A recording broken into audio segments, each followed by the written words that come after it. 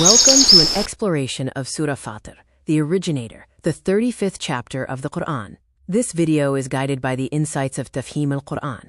We will journey through the logic of monotheism, the reality of the unseen, and the comfort of divine justice.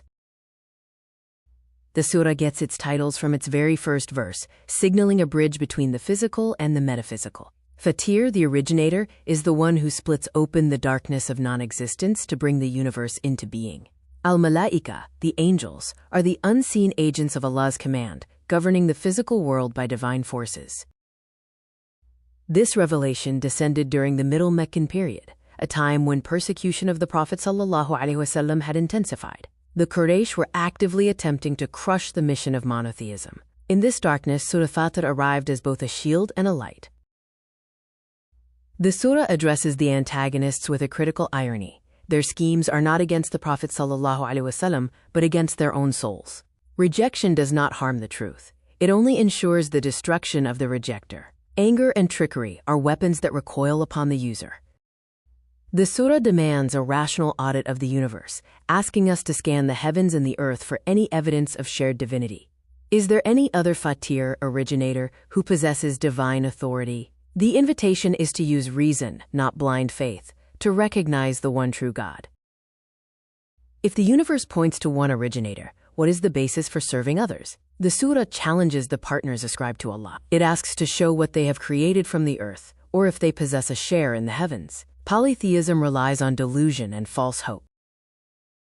A central error of the disbelievers is the assumption that they are unaccountable, free to roam without consequence. Human beings are not irresponsible entities. You are created with intent and will return to your Creator to answer for your deeds. Denial of responsibility is the root of moral corruption.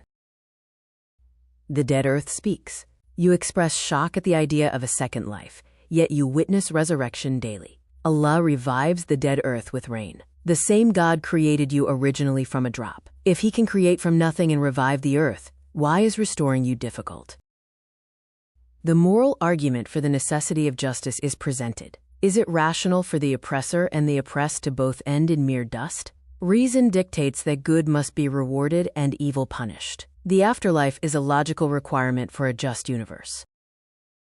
The surah provides a direct, comforting address to the Prophet ﷺ, advising him, "Let not your soul consume itself." His burden is heavy, but the outcome is not in his hands. He is reassured not to grieve over their stubbornness. His responsibility is only to convey the message clearly. The surah advises to invest in the living. Do not waste energy on those who obstinately refuse to hear. Accept that some hearts are sealed by arrogance. Redirect attention to those who seek the truth and are willing to listen. The message blooms only where the soil is receptive. For those who accept the logic of the originator and the weight of accountability, there is profound hope and strength. The threats of the opposition are temporary, and the promise of Allah is true. Stand firm in the truth, for ultimate victory belongs to those conscious of the unseen. Surah Faatir is a journey of sight, leading to the rational heart. It asks us to recognize the originator, reject the delusion of unchecked freedom, and trust in the ultimate justice of Allah. And Allah is the all-seer of His slaves.